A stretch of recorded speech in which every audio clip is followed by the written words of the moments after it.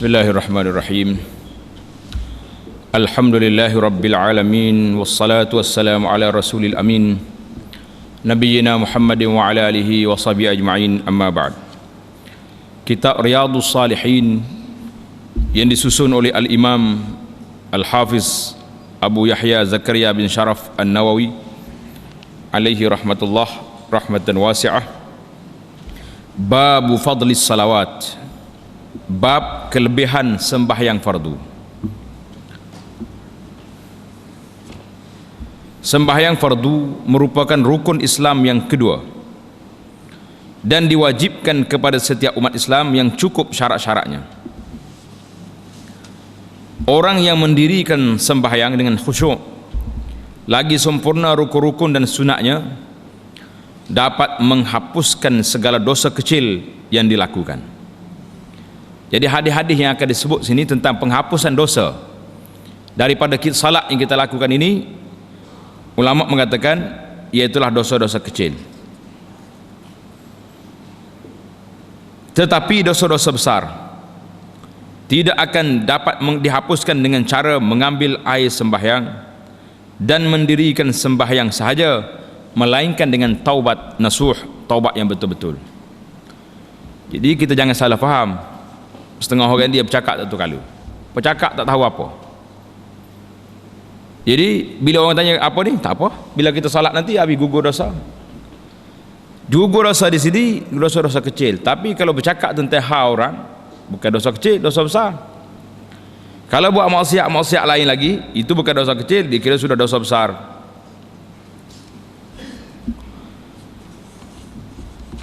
Bab ini dimulai dengan firman Allah Ta'ala, A'udzubillahi minasyaitanirrajim, Innas salata tanha 'anil fahsya'i wal munkar.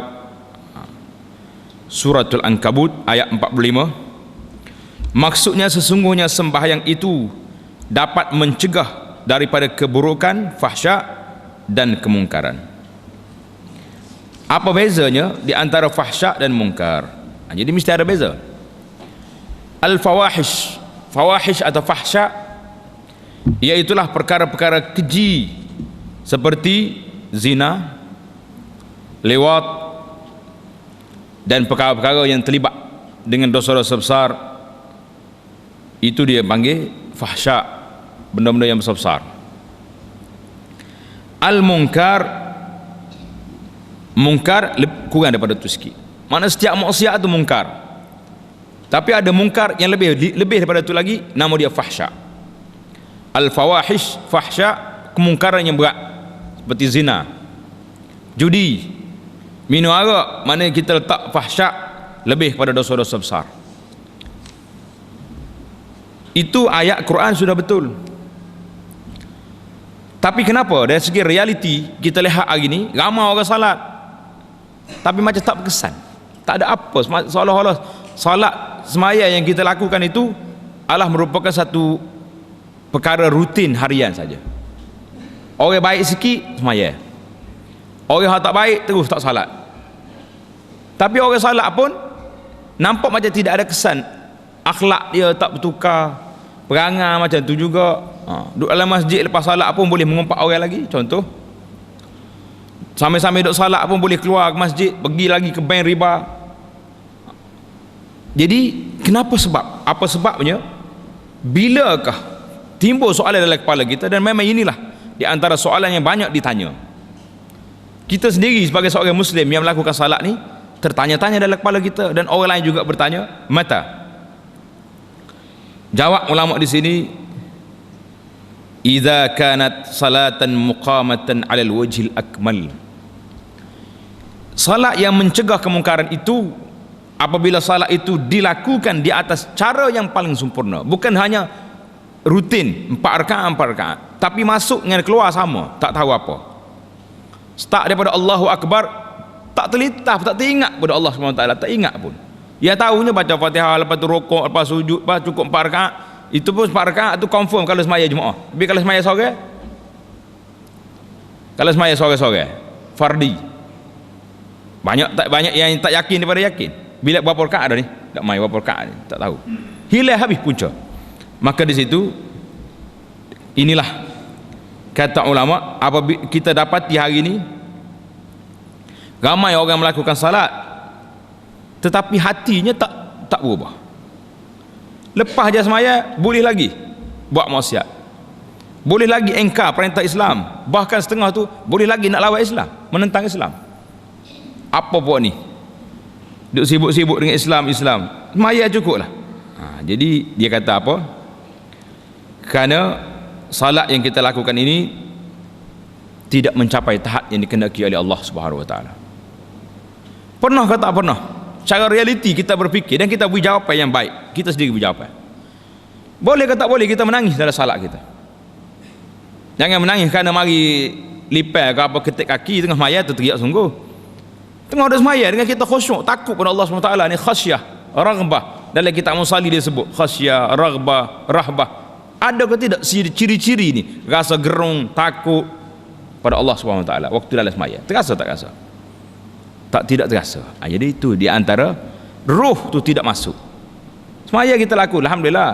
Kita tidak kata salat yang kita lakukan ini tidak sah. Sah daripada zahirnya sudah sempurna. Bila cukup 4 rakaat dilakukan dalam keadaan berwuduk, hadap ke kiblat, bacaan yang telah difardukan, rukuk syaratnya sudah sah pada zahirnya. Tetapi dari segi hakikatnya tidak mencapai tahap yang dikehendaki oleh Allah Subhanahu wa taala. Karena itulah sebagian ulama mengatakan man lam tanhahu salatuhu anil fahsya wal munkar. Sesiapa yang salatnya tidak menahannya, tidak mencegahnya dari kemungkaran, lam yazdad biha minallah illa bu'da. Tidak bertambah, tidak mendekatkan dia kepada Allah Ta'ala kecuali bertambah jauh. Nas'alullah al-afiyah. Allahu Akbar. Karena itulah diceritakan seorang sahabat nama dia Urwah ibn Zubair radhiyallahu ta'ala. Urwah ibn Zubair rahimahullah. Urwah ni salah seorang daripada fuqaha at-tabi'in, orang alim di kalangan ulama-ulama tabi'in. Kita kena ingat dalam Islam ni, yang pertama Rasulullah sallallahu alaihi wasallam, orang yang sempat hidup di zaman Rasulullah dan Islam, beriman dengan Nabi, itu dia panggil sahabat. Siapa dia tu? Sahabat. Ini orang martabat yang pertama. Kemudian turun martabat yang kedua, orang lain pula sempat hidup bersama dengan sahabat, dia panggil tabi'in, orang yang ikut sahabat. Jadi Urwah ni daripada fuqaha at-tabi'in. Salah satu anggotanya kena buruk, anggota dia akalah buruk macam orang kita kat sepok kucing manis sekarang ni lah. Jadi doktor telah memberi keputusan, kalau tak potong, tak kerak dia punya anggota ni, kaki dia ke apa ni, maka dia akan melarat naik ke anggota lain. Macam orang kecil manis, kalau tak kerak kaki dia, dia pergi ke pohon, pergi ke betis, naik lagi nak minta selamat. Jadi pada masa tu tak ada lah alat-alat nak bius ni. Kalau macam kita ni alat bius ada. Pasal tu lah orang boleh kerak dengan gaji kering-kering. Tu ada tengok, boleh buat nyuar kerja, tak apa, tengok. Macam mana dia kata? Ini cerita ni masyhur lah. Faqala amhiluni, dia kata jangan. Mu nak kerak kaki aku boleh, tapi tunggu bila nanti dia semaya. Tengok. Ya Allah. Waktu dia nak salat, waktu dia semaya nanti kerak, tak terasa sakit kerana dia sedang munajat dengan Allah Subhanahu wa taala. Dengar cerita lah kita ni. Tak dengar cerita, dengar cerita. Kerana apabila hati dia masyghul ma Allah, dengan Allah, dia tak terasa kaki dia orang duk potong kerak-kerak waktu bit. Subhanallahilazim. Cuba bayangkan kita hari ni, kalau tengah kita kelang kabut buat kerja balik, tangan kita kena luka ke pisau, rasa tak rasa? Tak rasa. Kawan-kawan sudah angkat barang, sudah siap kerja, mana berdarah ni? Rupanya tangan ni kena paku, baru terasa bila sudah. Jadi orang lain pun bila hati dia masyghul ma Allah, dia tak terasa anggota dia dipotong oleh orang. Tak apalah, itu orang terdahulu. Orang yang kemudian juga ada lagi di kalangan mereka yang baik-baik. Kita pergi kepada hadis yang pertama dalam bab ini, babu fadli salawat bab kelebihan sembahyang fardu ni, hadis yang pertama, wa an Abi Hurairah radhiyallahu taala anhu qala sami'tu Rasulullah sallallahu alaihi wasallam yaqul ara'aytum law anna nahran bi babi ahadikum yaghtasilu minhu kulla yawmin 5 marrat hal yabqa min daranihi syai'? Qalu la yabqa min daranihi syai'. Qala fadzalika mislu salawatil khams. Fadzalika mathalu. Dalam kitab kita ni kata mislu. Fadzalika mathalu as-salawatil khamsi yamhullahu bihinnal khataya.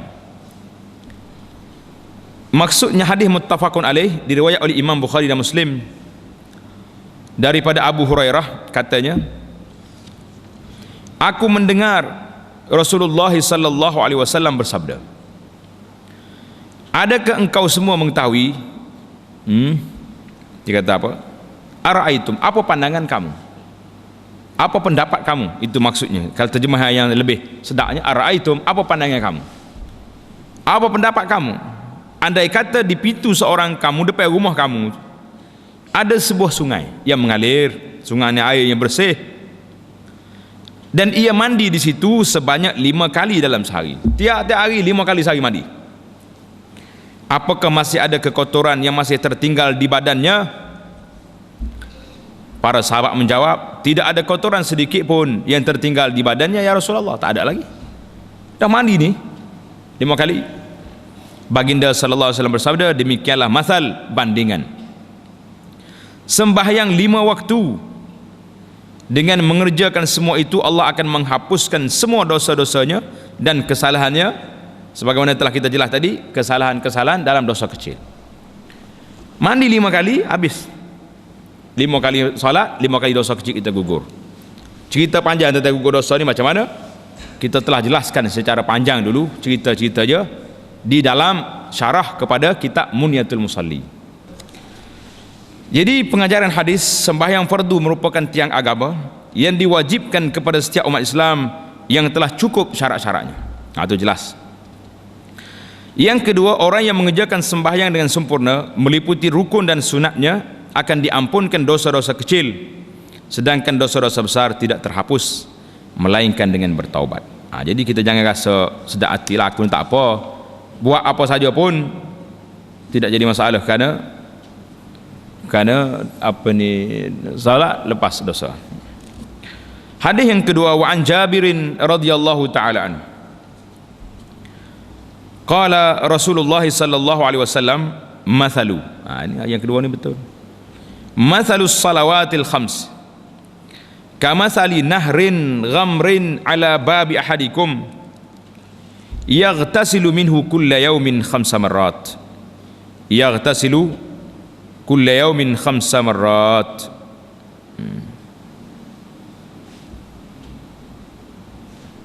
Hadis ini riwayat Imam Muslim. Maksud hadis daripada Jabir radhiyallahu taala anhu, katanya Rasulullah sallallahu alaihi wasallam bersabda, bandingan salat 5 waktu adalah seperti sebuah sungai yang mengalir, airnya banyak, ada pula pintu di mana seorang di antara kamu semua itu mandi di situ sebanyak 5 kali sehari.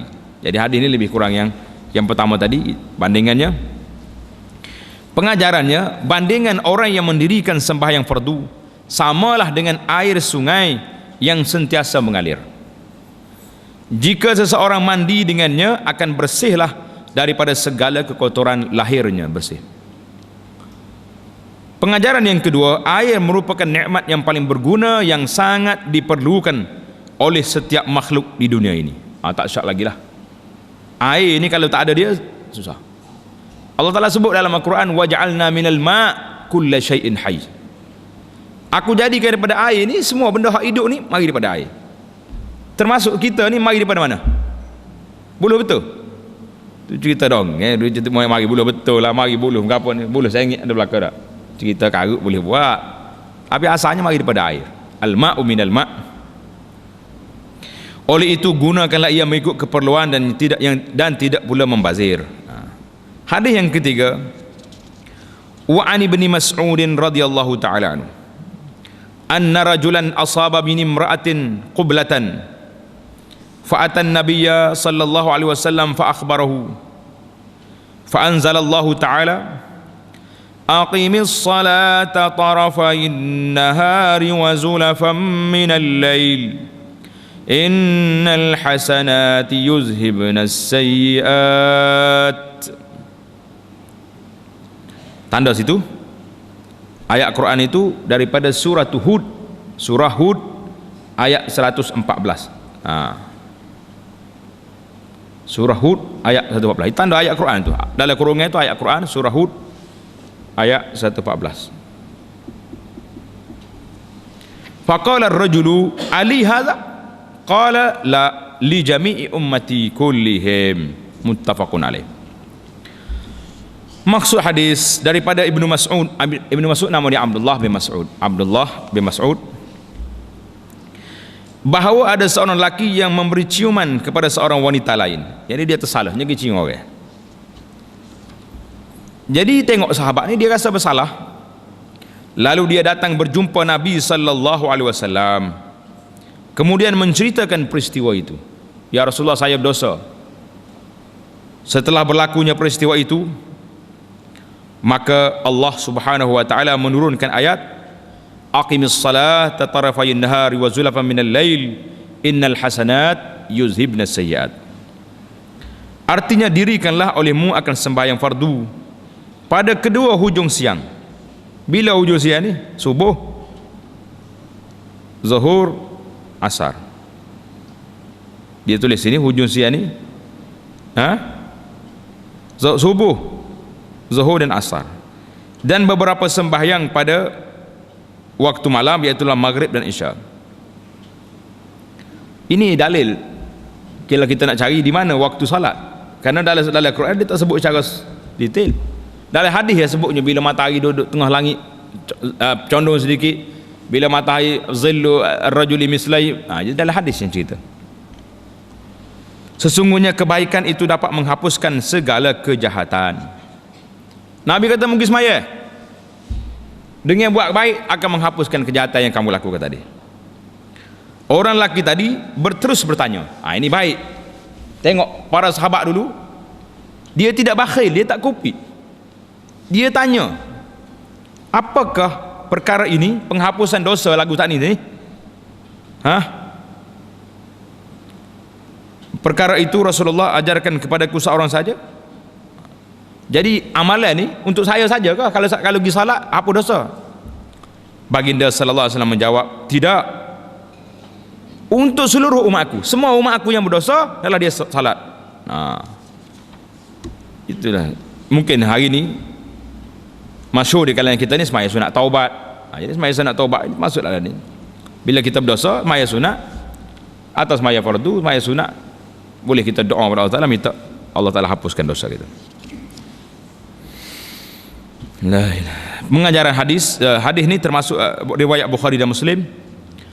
Pengajaran hadis, orang yang mendirikan sembahyang fardu dengan sempurna akan dapat menghapuskan dosa-dosa kecil. Jadi masih lagi hadis ni berulang tapi mempunyai huraian-huraian yang lain.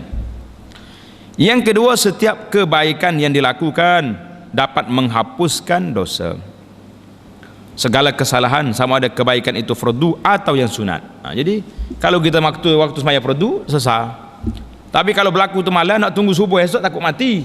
Kau tak takut mati? Takut mati. Kita sembahyang sunat taubat pada waktu malam tu. Hadis yang keempat, wa an Abi Hurairah radhiyallahu taala anhu anna Rasulullah sallallahu alaihi wasallam qala as-salawatul khams wal jumu'atu ilal jumu'ati wal jumu'atu ilal jumu'ati kaffaratun lima bainahunna ma lam tughshal kaba'ir. Rawahu Muslim. Maksud hadis, Abu Hurairah menceritakan Rasulullah sallallahu alaihi wasallam bersabda, sembahyang 5 waktu, sembahyang fardu Jumaat sehingga Jumaat yang akan datang. Jadi kalau kita sembahyang fardu ni harian, kalau Jumaat mingguan, adalah sebagai pembersih dosa-dosa selagi mana ia tidak mengerjakan dosa-dosa besar. Kalau buat dosa besar, semaya tak jadi, dia kena hapus, kena taubat. Pengajaran hadis, sembahyang fardu merupakan kewajipan kepada setiap umat Islam yang telah cukup syaratnya, sama ada lelaki maupun perempuan. Tetapi sembahyang fardu Jumaat hanya diwajibkan kepada orang lelaki sahaja. Betul, salat Jumaat wajib pada orang lelaki-lelaki, tapi kalau perempuan datang sembahyang, sah ke tak sah? Sah, dan tak perlu dia sembahyang zuhur. Jangan tu. Jadi masjid kita ni alhamdulillah orang perempuan boleh sembahyang Jumaat bersama lelaki. Biasa kalau kita keluar tengok datang kereta tu ada keluarga duk tunggu nak sembahyang Jumaat, kita bagi tahu dia, "Cik, tuan, masjid kita ni ada sembahyang Jumaat." Tak mau mari dia, tak biasa. Dia tu tak apalah, kita sembahyang zuhur nanti. Sebab dia tak biasa. Jadi kita kena beritahu kawan-kawan kita yang nak berhenti sembahyang Jumaat di masjid ni, suruh orang perempuan dia bawa turun dia punya pakaian salat dia tu, mari dengar nasihat, dengar khutbah, boleh sembahyang Jumaat sekali dia. Untung lagi tak payah hari Jumaat boleh sembahyang 2 je, hari lain kena sembahyang 4, sembahyang zuhur. Itu kelebihan Allah Taala beri. Orang perempuan tak masuk dalam kira-kira 40 orang tu, tak masuk dia. Tapi kalau dia pergi salat, sah sembahyang dia. Itu. Dan kalau dia tak mari pun, tempat tu memang tempat dia dah, tak buka dah. Setengah-setengah masjid dia buka tu kerana tak cukup tempat. Alhamdulillah setakat ni masjid kita mampu menampung bilangan jemaah yang ada ni. Alhamdulillah. Yang kedua, orang yang mengerjakan sembahyang fardu Jumaat akan mendapat keampunan dosa-dosa kecilnya untuk seminggu dia tu. Syaratnya selagi mana tidak melakukan dosa-dosa besar. Kalau laku dosa besar, itu perlu kepada taubat. Jadi di sini kita nampak tuan-tuan, perempuan, muslimin dan muslimat yang ada atas masjid ni orang baik-baik. Kalau orang mari tekek judi malam ni, pergi judi tak? Pergi sopoh berambak. Nampak? Kalau awak berani menapa rasa penapa, awak ni tak kenal saya dengan piyuh dengan serbel lagi. Awak mari tekek judi pula dah. Sibuk dengan judi bola sekali ni. Awak mari judi bola tekek free. Kita tekek 2 juta boleh. Kaya kita tak? Tapi boleh kata kalau orang mari tekek judi rasa ambak, tak ambak? Ambak. Ataupun orang mari cuik kita mari. Ada disco free malam ni. Agak-agak berat macam mana? Boleh menapa. Jadi itu maksiat macam tu kita terasa besar. Tapi yang tuan-tuan tak rasa besar hari ni, maksiat mulut ni tak terasa besar. Di atas masjid kita boleh mengupak orang, di mana-mana pun boleh. Hari ni masalah penyakit mulut ni penyakit yang berat. Kalau lembu kena penyakit mulut senang. Pejabat haiwan tembak mati. Tapi orang nak tembak macam mana? Kita tembak dengan keimanan kita saja boleh. Datang masjid mengupak orang mana-mana pun dosa, atas masjid lagi berat. Tamu-tamu sekarang ni pula kalau kita mengupak alim ulama lagi berat dosa dia. Jadi hari ni boleh katakan suasana tidak begitu harmoni di atas masjid ke atas surau ke kedai kopi biasa. Kerana setengah-setengah ustaz ni bila dia ceramah ya, duk ajar orang atas masjid ni suruh mengupak orang. Duk kata ke ustaz ni tak ada kerja. Baiklah kita baiki hati yang ada ni biar betul dengan Allah SWT, jangan ada cara hal orang. Ini penyakit yang ada di akhir zaman. Penyakit menjauhkan manusia daripada Allah Subhanahu Wa Taala. Mengupak ni bukan main. Lebih-lebih lagi kita menumpak alim ulama kita, mengupak orang-orang saleh. Jadi bila kita mengupak orang saleh, para ustaz, ni yang duduk kerja siang malam duduk mengajar orang, yang menyebabkan orang akan lari. Kejahilan semakin bertambah. Tambah tak tambah? Tambah. Nak mengaji tak boleh ustaz ni. Ada masalah. Ni tak boleh. Jadi hak boleh siapa? Ustaz ni yang boleh, saya yang boleh. Saya duduk mengajar orang suruh mengupak. Ini masalah kita yang menimbulkan suasana hari ni yang tidak harmoni apabila ada penyakit ni, penyakit mulut ni. Penyakit lain tu penyakit zina, penyakit judi, penyakit berapa tak pergi belakang dah, insya-Allah. Kita minta selamat kita tak pergi dah. Tapi penyakit mulut tak selamat lagi kita. Kau selamat dah? Tak selamat. Tuan-tuan koci yang mulut. Kalau orang yang mari nak buah hak kita, dia assalamualaikum. Pergi, tak usah duk kecek. Awak nak bercakap hal lain boleh. Nak bercakap bah orang tak sah. Tutup mulut. Itu satu masalah. Dalam satu cerita seorang doktor pakar dah, Dr. Khalid Al-Jubir. Saya suka cerita dia ni kerana benda yang dia cerita tu realiti. Dia panggil musyahadat tabib. Saksi seorang doktor seorang sakit. Dia kata suatu hari dia ongkol lah, dia duduk dalam bilik, dia duduk baca. Tiba-tiba dia rasa nak keluar, nak pergi melawat orang dalam ward hospital. Pergi Mumarridah, misi itu, misinya orang putih. Dia kata, Dr. Khalid, you pray. Ini maknanya suruh doa lah. Pergi doa orang itu nak mati dia. Hospital Arab ni banyak gaya gitulah. Misi nurse dia tu orang kapit, orang putih, Filipina, Malaysia apa ada. Jadi dia kata, Khalid mai. Dr. Khalid ni pergi.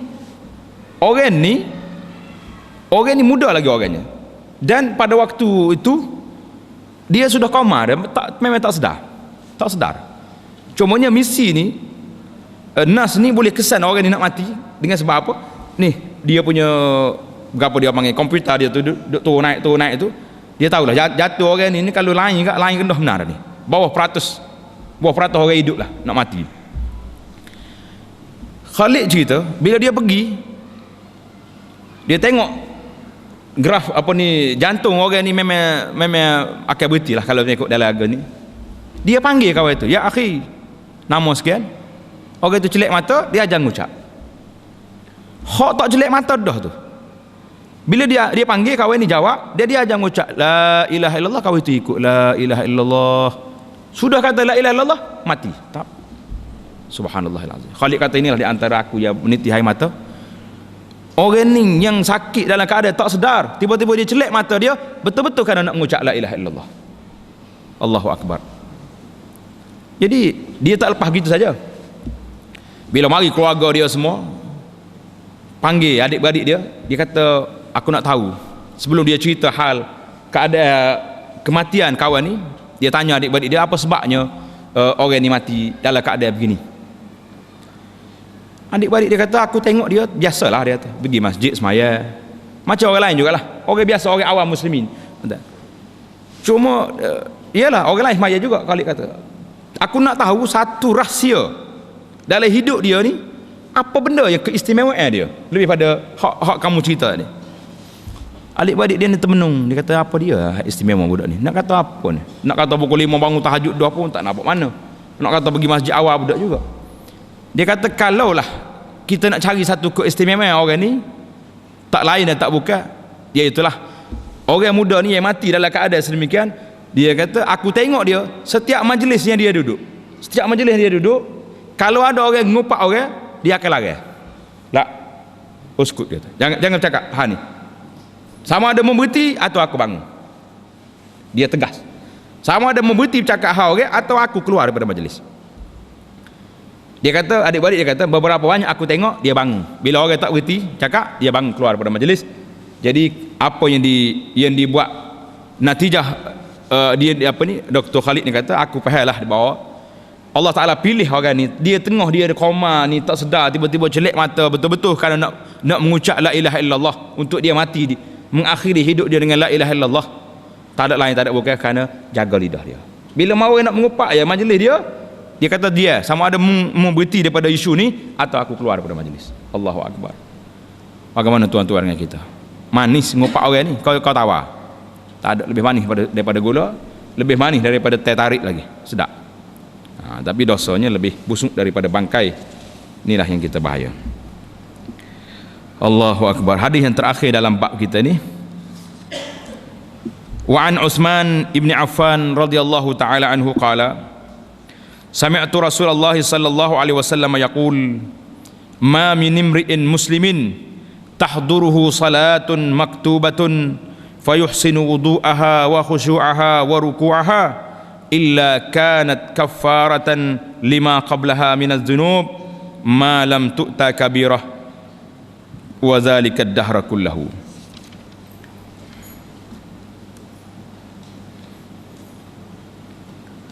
Hadis ini riwayat Imam Muslim.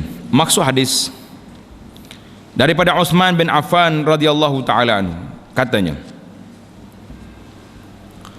aku mendengar Rasulullah sallallahu alaihi wasallam bersabda, tidak ada seorang muslim pun yang mendirikan salat dengan sempurna serta menyempurnakan wuduknya, sembahyangnya khusyuk dan rukuknya baik.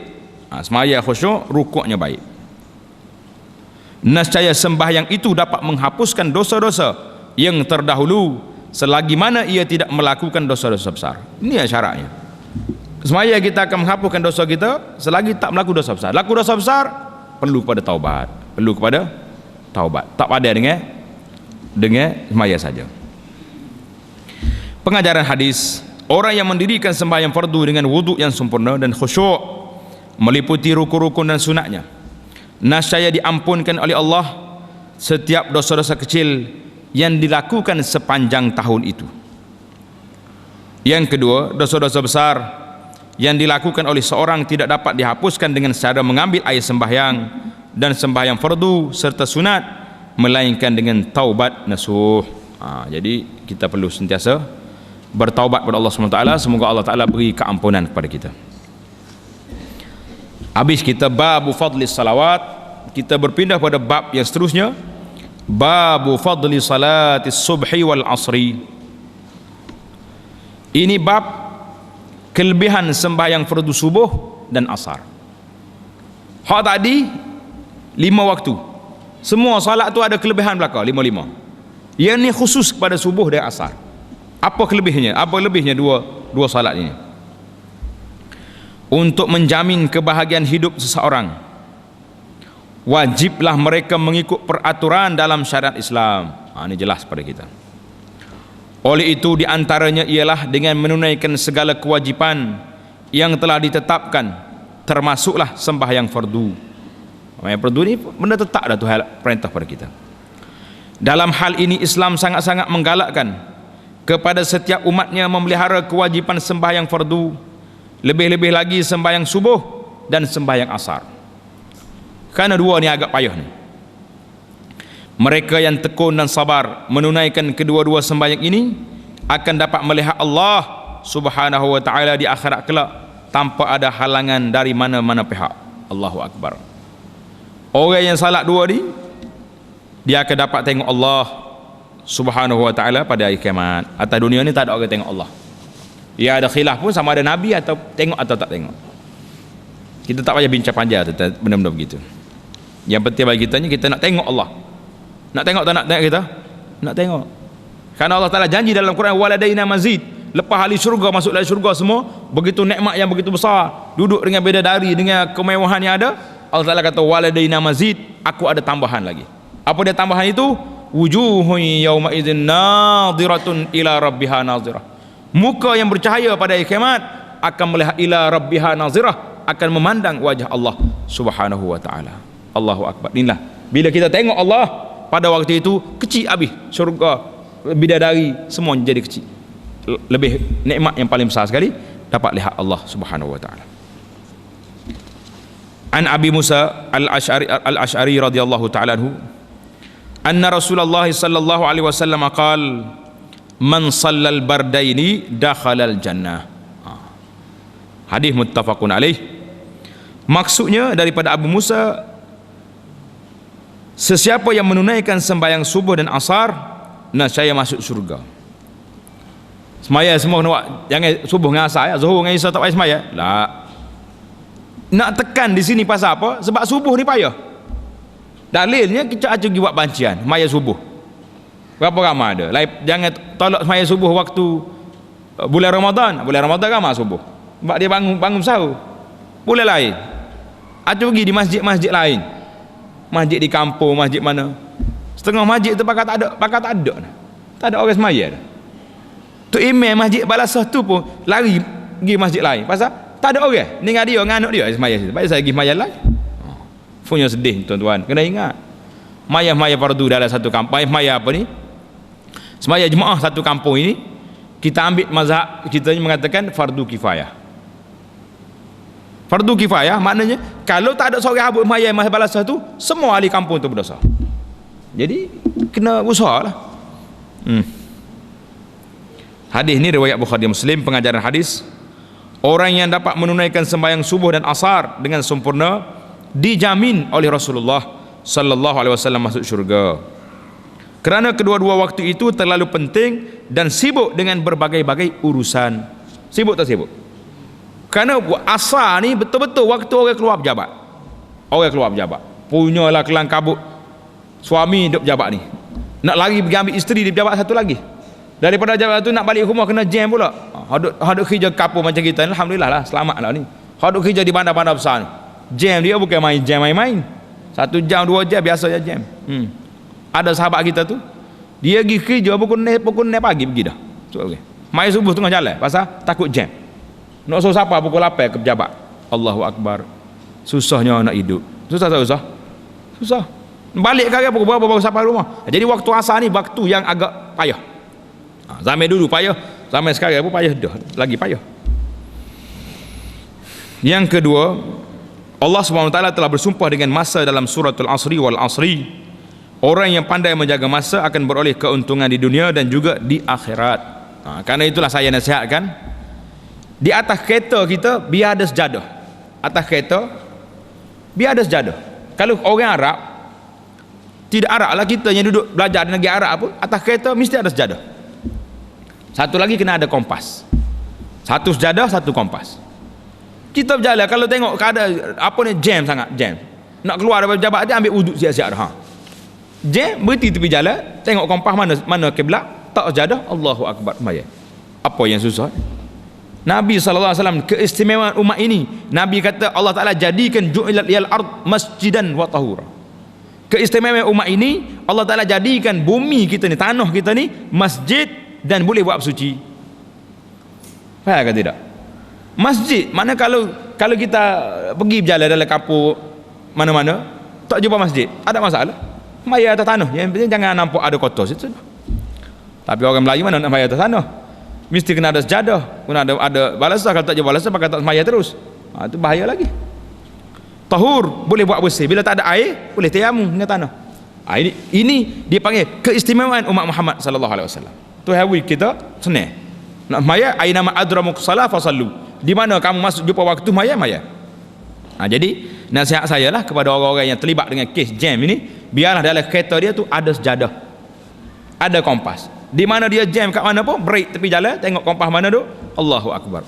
Siap selalu air mineral botol atas kereta. Kalau salah tak ada wuduk lagi, boleh ambil wuduk. Apa yang payahnya? Yang kita jadi macam itik mandi ni apa? Ambil wuduk sampai 3-4 berdi ni. Wuduk kecil je, satu botol mineral kecil tu dah cukup dah sepatutnya. Kita hidup mayah-mayah, hidup buat benda ni, benda yang tidak payah, memayahkan dia. Kerana jaga adab sangat. Jaga adab. So kata apa tak usah.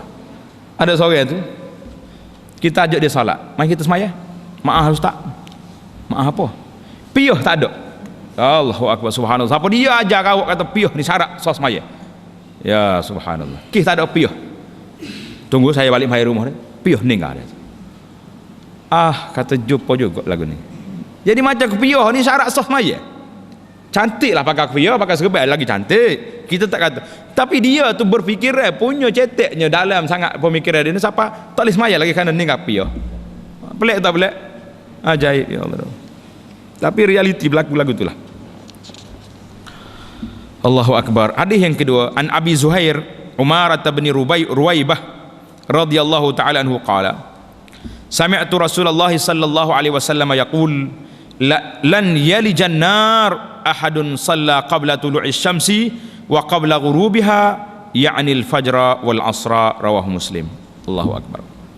Maksud hadis daripada Abu Zuhair, yaitulah Umarah bin Ruwaibah, katanya aku telah mendengar Rasulullah sallallahu alaihi wasallam bersabda, tidak akan masuk neraka seseorang yang sembahyang sebelum terbit matahari dan sebelum terbenamnya. Bila sebelum terbit matahari? Subuh. Sebelum terbenam matahari, asar. Iaitulah sembahyang subuh dan sembahyang asar. Hadis Muslim. Pengajaran hadis, di antara amalan yang dapat menjamin seseorang masuk syurga ialah dengan mendirikan sembahyang fardu semuanya. Semua kena buat. Lebih-lebih lagi mereka yang dapat mendirikan sembahyang subuh dan asar dengan sempurna. Maksud dengan sempurna ini bukan hanya rukun dengan syarat, termasuk sembahyang berjemaah. Kita pergi salat jemaah lagi.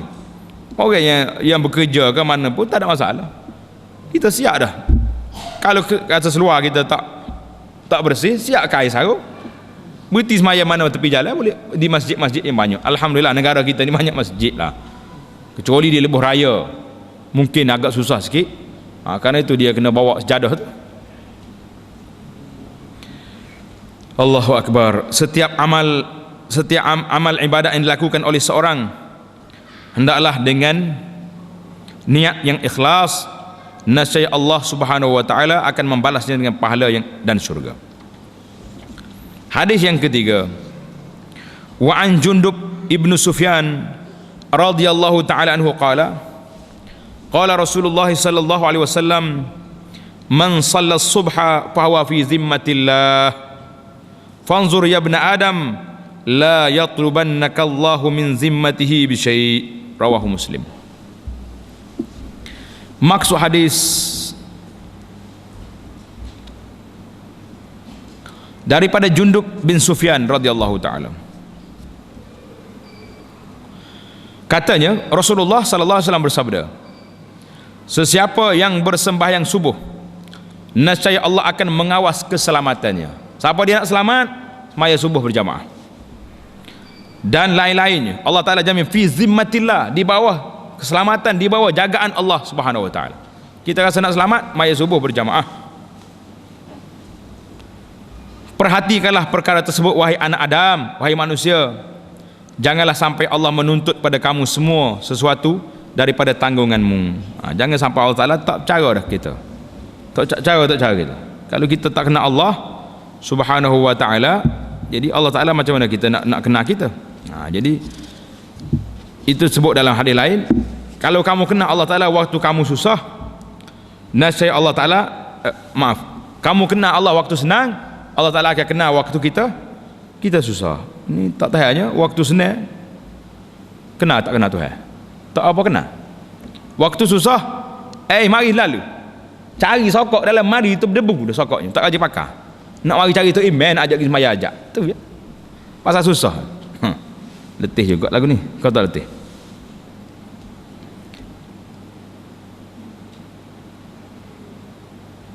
Jadi hadis tadi kita kata apa? Fanzur ya ibn adam la yatlubannaka Allah min zimmati syai'. Jadi Allah Ta'ala beri kepada kita, kalau kita sembahyang subuh berjamaah, Allah Ta'ala akan beri kepada kita zimmah, penjagaan, pemeliharaan. Dia kata sini fi ahdihi wa amanihi, dalam janji Allah dan keamanan Allah Ta'ala beri pada kita. Fala yatlubannakumullah min zamati syai' la taghdu. Jangan sekali-kali kamu lakukan amalan jahat. Bila kita buat amalan tak baik, walaupun lepas sembahyang subuh tadi tu hari janji dah, bila buat tak baik Allah Ta'ala akan tarik balik janji dia tadi. Ini bahaya. Ini dalil bahawa salat fajar itu seperti miftah, anak kunci kepada sembahyang-sembahyang tengah hari. Jadi kalaulah seorang itu melaku lepas sembahyang pergi buat maksiat, maka Tuhan tarik balik perjanjian damai, perjanjian keamanan yang diberi tadi, dia tarik balik. Menjagamu sendirilah. Itu bila Allah Ta'ala suruh kita jaga sendiri. Mampu kalau kita nak jaga kita sendiri? Mampu. Lembu kita tak boleh jaga, kita sendiri boleh jaga. Allahu Akbar. Ini sangat bahaya. Pengajaran hadis, orang yang sengaja melalaikan perintah Allah tanpa ada keuzuran syar'i, dihukumkan seorang yang fasik. Fasik ni apa benda? Fasik ni maknanya kafir. Fasik tahap yang kedua, dia tak jadi kafir tapi fasik. Fasik ni orang tak baik lah, orang yang tidak jujur. Oleh itu dituntut pada kita semua supaya memberi nasihat dan mengajar kepada golongan mereka yang bersifat demikian dengan sabar dan penuh hikmah. Ajar, kalau tengok orang tak salat dalam keluarga kita, kempen dia. Tolonglah tuan-tuan muslimin dan muslimat, tolong bekerja, kita kerja sama. Kalau tuan-tuan rasa tak pandai ni nak ajar orang ni, nak ajar, nak kempen tak pandai, kita cari ustaz tolong kempen. Cakap dengan ustaz, orang di kampus saya ni tak penuh surau, tak penuh masjid, sebab tak apa nak sembahyang Jumaat contohnya. Sembahyang dia sembahyang rumah dia, tiga-tiga tak sembahyang juga contohlah. Macam mana nak buat? Tuan-tuan kena kempen. Pakak komiti yang ada dalam kampung ni yang ada kesedaran, kita buat satu majlis di masjid kita ni, panggil semua orang kampung biar mari. Cari ustaz seorang yang boleh beri kesedaran, biar dia bercakap. Tuan-tuan muslimin dan muslimat, tanggungjawab kita kepada Allah Ta'ala semaya. Di antara semaya yang kita kena buat berjamaah. Jadi kita cuba kempen. Kalau nak tunggu dia mari cari ustaz saja, tak mari dah. tak mari dah. Pasal itulah di antara kesempatan yang kita ambil hari ni, kempen dalam khutbah Jumaat. Kerana khutbah ni ramai mari. Lepas khutbah hilang entah ke mana. Itu pun hak cerdik-cerdik, hak hebat-hebat, hak handal-handal tak mari juga. Dia punya khutbah kedua baru start mari. Duk tunggu ni. Ujung-ujung masjid, aduk atas kereta, atas motosikal, bila bunyi ibadallah, innallaha ya'muru bil adli, baru siapa mari. Tak dengar juga dia. Syaitan ini tak ada kerja semati syaitan. Kerja dia ni nak sekat anak ada, jangan dengar nasihat. Allahu Akbar. Yang kedua, Allah Ta'ala sangat mengasihi mana-mana hambanya yang mengajarkan kewajipan yang diwajibkan ke atas mereka dengan sabar dan bersungguh-sungguh dengan balasan syurga. Siapa dia bertugas ajak orang buat baik, tuan-tuan jangan rasa rugi, tuan-tuan akan boleh syurga. Kita sanggup bekerja siang malam nak pergi jual ubat, nak pergi jual kopi, kerana boleh poin, boleh mata, boleh bonus. Tapi kita tak sanggup kerja siang malam nak ajak orang buat baik, kerana bonus ada tak nampak. Tak ada bonus kalau kita kerja ni. Semua ada bonus. Bila orang tak semaya dengan sebab kita ajak dia semaya, orang tak semaya Jumaat dengan sebab kita kempen dia mari semaya Jumaat, tuan-tuan kena ingat, setiap kali dia mari dia semaya, setiap kali dia pergi Jumaat, pahala dia boleh 100%, tuan yang kempen dia boleh 100%. Allahu Akbar. Besar ke tak besar? Besar. Pergi kempen dia betul-betul. Jadi setengah, pasal itulah setengah sahabat kita dia kempen, dia ajak orang rumah ke rumah. Hadis yang keempat, wa an Abi Hurairah radhiyallahu taala anhu qala sallallahu alaihi wasallam yata'aqabuna fiikum malaikatun bil laili wa malaikatun bin nahar wa yajtami'una fi salatil fajri wa salatil asri thumma ya'ruju alladhina batu fiikum fayas'aluhum rabbuhum wa huwa a'lamu bihim kaifa taraktum ibadi fayaqulun taraknahum wa hum yusallun wa atainahum wa hum yusallun, muttafaqun alaih. Ini ingat molek ni, ingat betul-betul ni. Kalau ingat ni ayat ni, kita tak akan lari insya-Allah. Hadis maksudnya daripada Abu Hurairah radhiyallahu taala anhu, katanya Rasulullah sallallahu alaihi wasallam bersabda, para malaikat bertukar ganti untuk mengawasi kamu semua. Kalau orang kerja hari ni dia panggil shift. Ada malaikat shift malam, ada malaikat shift siang. Dia tukar shift tu. Bila waktu tukar shift ni? Waktu malam ataupun waktu siang, ada dua shift. Mereka semua berhimpun semasa salat subuh dan salat asar. Hak malam berhimpun dengan hak siang waktu subuh. Subuh hak malam nak naik dah ke langit, hak siang pula mari jaga. Setelah malaikat yang menjaga kamu pada waktu malam itu naik ke langit, subuh dia naik. Lepas subuh Allah Subhanahu Wa Taala bertanya kepada mereka akan keadaan hamba, keadaan sebenar hamba-hambanya. Tu yang kata mamak tu, lagu mana keadaan dia? Sedangkan Allah Maha mengetahui tentang ahwal hamba-hambanya. Tuhan tahu dah, Tuhan sudah tahu dah keadaan hamba dia, tahu. Tanya malaikat itu pasal apa? Nak suruh malaikat tahu, nak suruh malaikat rasa oh hebat manusia ni. Tuhan tanya nah dia. Itu katanya, bagaimana engkau semasa meninggalkan hamba-hambaku?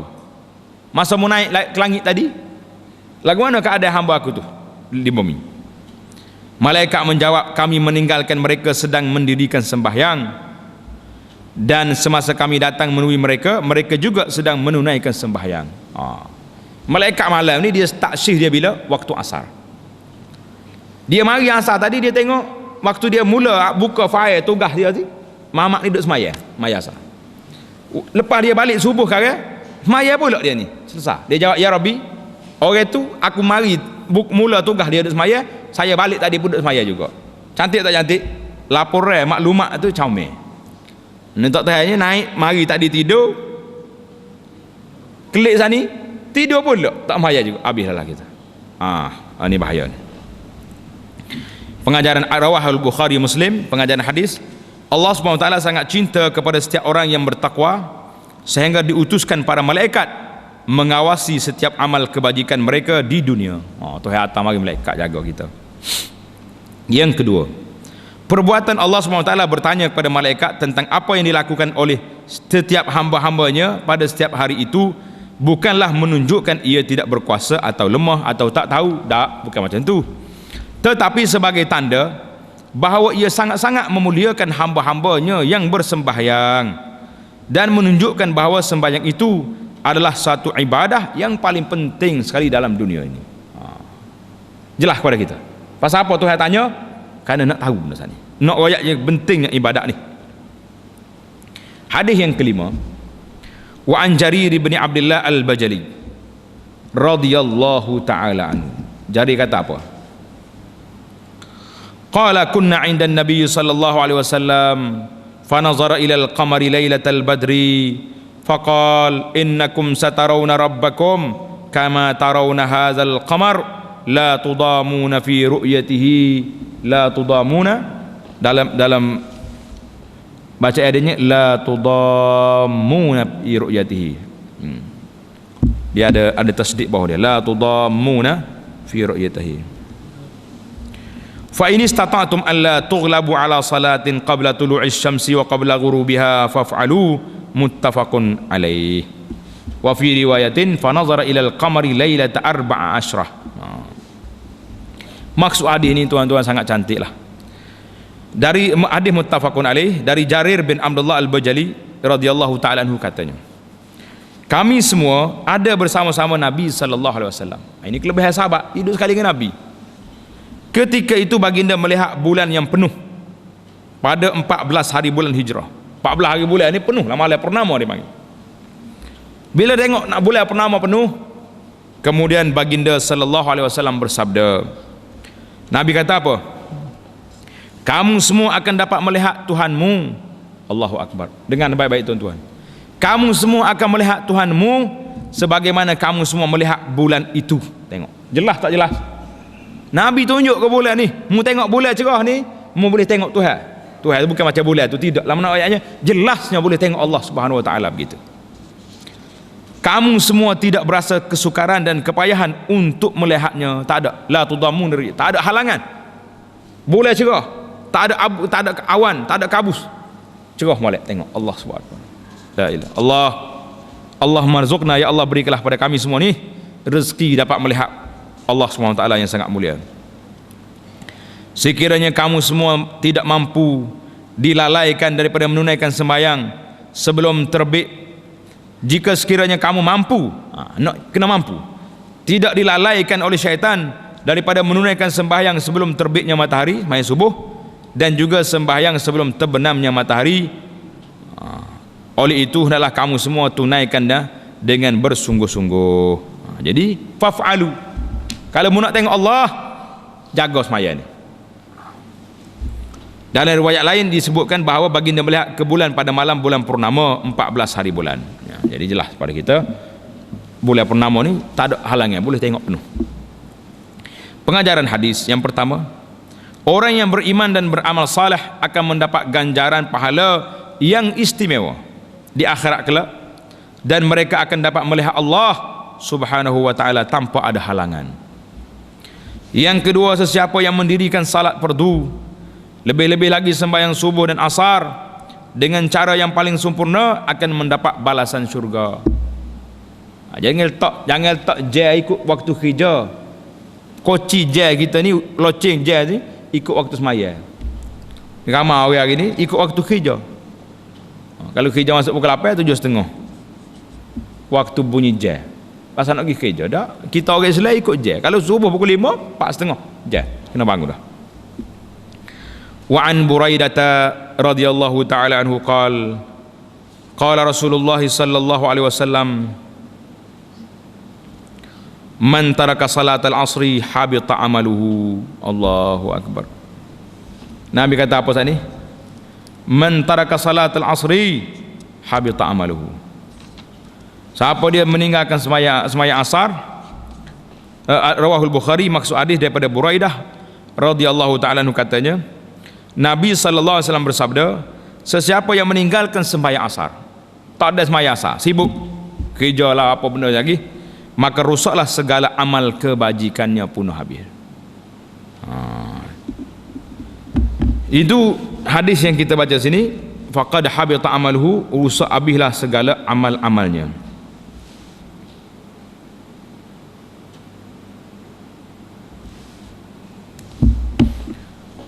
Pengajaran hadis, orang yang sengaja meninggalkan kewajipan sembahyang fardu itu dihukumkan haram dan berdosa besar. Ini satu pandangan. Ada pandangan mazhab lain yang mengatakan siapa dia tinggal sembahyang dengan sengaja, tak ada uzur, bukan dosa besar, kafir terus. Berat. Karena apa? Karena jelas dalam hadis Nabi mengatakan al-ahdul ladzi bainana wa bainahumus salah. Beza di antara orang Islam dengan kafir sembahyang. Siapa dia tinggal sembahyang, mana tidak Islam. Jelas. Tapi sebagai ulama berlembut sikit, dia tidak kafir lagi selagi dia tidak engkar. Kalau kita tanya dia kenapa tak salat, tak ada payah maya, bukannya kenyai boleh maya. Ini jelas dah kafir. Kalau mati pakai buat pergi bakar lalu sini. Tidak bakar kan kalau orang tidak Islam, buat pergi bakar. Buat menyepit kubur. Tapi kalau dia tidak engkar, dia tak kata aku tak sah maya, tak wajib. Siapa dia suruh aku maya, buat ngabis masa ya. Rugi masa nak kerja. Jadi orang ini selagi dia tidak engkar, jadi ulama mengatakan dia ini haram dan dosa besar, fasik. Lebih-lebih lagi sembahyang asar, di mana rosaknya semua amal kebajikan yang dilakukan oleh seorang itu kerana mencuaikan sembahyang fardu asar. Pengajaran yang kedua, sembahyang fardu dituntut supaya dilakukan walau dengan apa cara sekalipun. Oleh itu, hendaklah para ibu bapa, pendidik dan alim ulama mengajar bersungguh-sungguh perkara tersebut kepada orang ramai, lebih-lebih lagi kepada kanak-kanak yang di peringkat belajar dan membesar.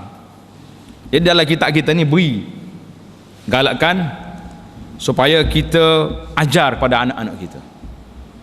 Bab kita ni bab salat, bab jaga salat, maka menjadi kewajipanlah kepada ayah-ayah yang ada ni, ibu-ibu yang ada, bawa sekali isteri bawa. Kalau isteri tak mari, mulai depan kita nak belajar ni, malam minggu ni, malam Sabtu ni kita nak ngaji bab sembahyang. Mari kita pakat pergi belakang. Keroh anak-anak ni. Ni kita hidup ngaji sini, anak dia tengok kartun rumah. Ini jadi masalah kita ni. Dia tengok kartun rumah. Klik-klik mari, sekali ngemok tengok. Betul ada cerita ustaz pula pakai golek sekali ngemok. Tak siapa maklumat ni. Dia lagi tak kata orang alim ulama ustaz kena ajar sungguh-sungguh. Nak ajar mana tak mari.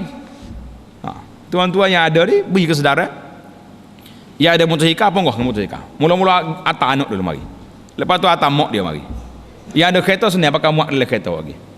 Biar dengar semua, biar semua orang dengar. Jangan kita je dengar. Kalau kita dengar boleh klik cerita pula. Boleh balik royak pula rumah, tak apa juga. Jadi walau macam mana pun yang tidak ada kemampuan, contohnya alhamdulillah sekarang ni kita ada rakamnya. Tuan-tuan boleh ambil CD ni balik letak rumah kita, mari. Satu jam tak boleh main, tak boleh buat, duduk depan alat kita ni, kita dengar ceramah. Kalau tak mampu, boleh jadilah nak mari anak kecil, isteri tak semaya kau contohnya tak boleh haid, nak mari masjid payah. Kita buat klik alat-alat kita ni, tolong dengar. Mari anak-anak, mari mak dia duduk sini dengar nasihat. Ini salah satu daripada cara. Tuan-tuan tak mampu nak bertugas sendiri, biar orang kita kerah. Kitanya guna tenaga kita untuk menyampaikan maklumat ini, menyampaikan ilmu kepada keluarga kita. Kalau tidak, kita baik seorang kita.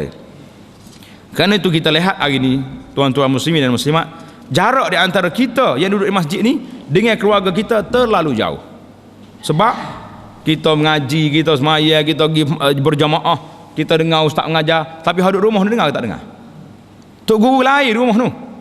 Tidak tok guru lain kan? Tok guru lain. Tak padan dengan 1 2 3 4 5 9. Beli lagi pinggir terbaik tu. Kau boleh tengok semua orang putih buat berapa boleh tengok belakang.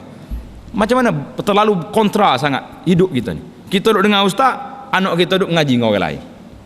La ilaha illallah. Dunia hari ni memang dunia sakitlah. Kesakitan kerana apa? Kerana kita tidak memberi kesempatan untuk mereka hidup bersama dengan orang-orang yang saleh di masjid, di surau ni. Jadi itu sajalah yang dapat kita bincang pada kali ini. InsyaAllah ta'ala kita akan sambung bab kita dalam babu fadlil masyi ilal masjid, bab kelebihan berjalan menuju ke masjid. Jadi bab ni sangat penting tuan-tuan, sangat penting benar lah. Biar barulah kita rasa rajin nak mari bila kita tahu kelebihan tu. InsyaAllah kita akan sambung perbincangan kita pada jalsah kita yang terusnya. Subhanakallahumma bihamdika asyhadu an la ilaha illa anta astaghfiruka wa atubu ilaik. Subhanakallahumma bihamdika asyhadu an la ilaha illa anta astaghfiruka wa atubu ilaik. Wa sallallahu ala nabiyyina Muhammadin wa ala alihi wa sahbihi ajma'in. Walhamdulillahi rabbil alamin.